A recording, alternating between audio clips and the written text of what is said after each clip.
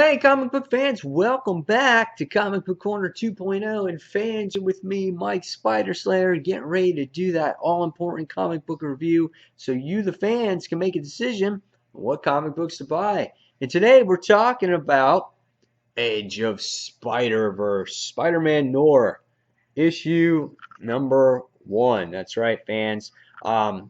Really cool cover here. You have the Spider-Man sitting on top of this statue or whatnot. And of course, he's got his gun and he's got that black trench coat and he's got these goggles. And it's a really cool cover and it's kind of like in the sunset. So really enjoyed that cover here. This particular book is written by David Hine with Fabrice Sapolsky, and the art is done by Richard Isanov. If I said that wrong, I am so sorry, sir.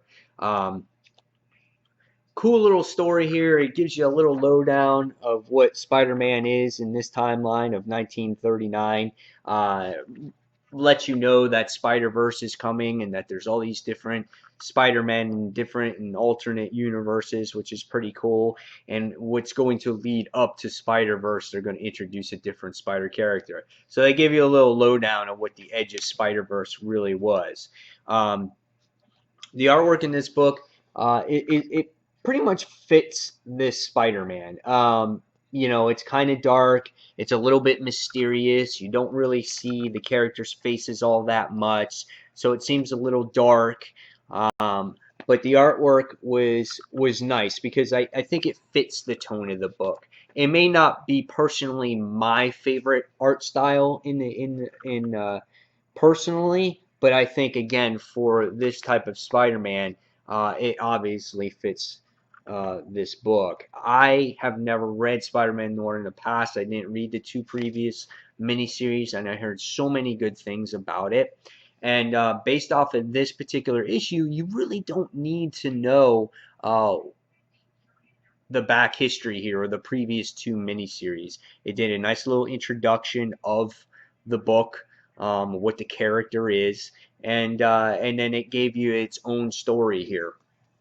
Here's another page of the artwork. It has Felicia in there as well. So what was this story about? Did I like it? Did I didn't like it? I thought this book was solid. I like the introduction. I like the timeline, how it takes place in 1939, right before the war, World War II. I love the different alternate type of characters, villains that we've known and loved. There was lots of name drops in there, like Crime Master. Mysterio was the main character in this particular book. He played as a magician, and his goal was to capture Spider-Man. And in order to do that, he actually got Felicia Hardy, and they were trying to get this extract these spiders and things like that. So it was a really interesting story. But it was really cool to see Mysterio here as just this old school magician doing these types of different tricks, like going into the fishbowl and then escaping from it and things like that. So, and it was really neat to see how powerful really Mysterio is in this particular series, because he works alongside with Wilson Fisk in here also. So it was really neat, and they left Felicia Hardy a mystery because something happened to her, and she wears this mask. So it was really neat to see that as well.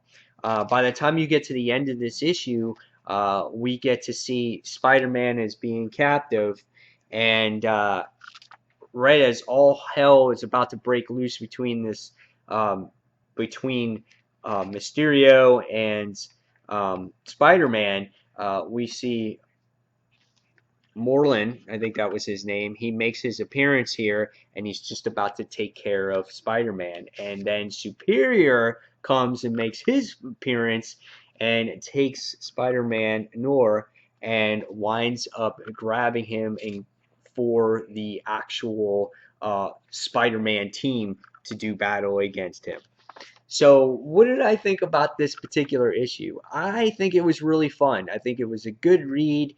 It gets you excited for Spider-Verse. There's all kinds of different stories that are going to take place here. If you're looking to get into it, there's this checklist here, and it tells you where it all started. Obviously, it started with Superior Spider-Man number 32, I'm sorry, and then it goes to Edge of Spider-Verse number 1, and then the next thing will be Age of Spider-Verse 2, and then it goes to Superior Spider-Man 33, and so on. So it keeps going and going. And then eventually it's going to lead into the main story.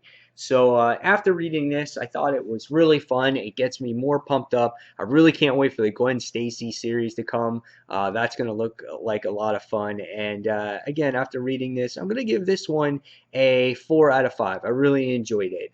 Not my favorite artwork, and maybe I would have loved a little bit more of the Spider-Man that's in here and a little bit more action. But nevertheless, it was a fun story, and it gets me excited for the event to come. So guys, leave me your thoughts, your opinions, any questions, leave me in the comments below. And guys, as always, thank you for watching Comic Book Corner 2.0. Until the next comic book review, this is Mike Spider Slayer signing off. Thanks for watching, guys. Take care. Bye.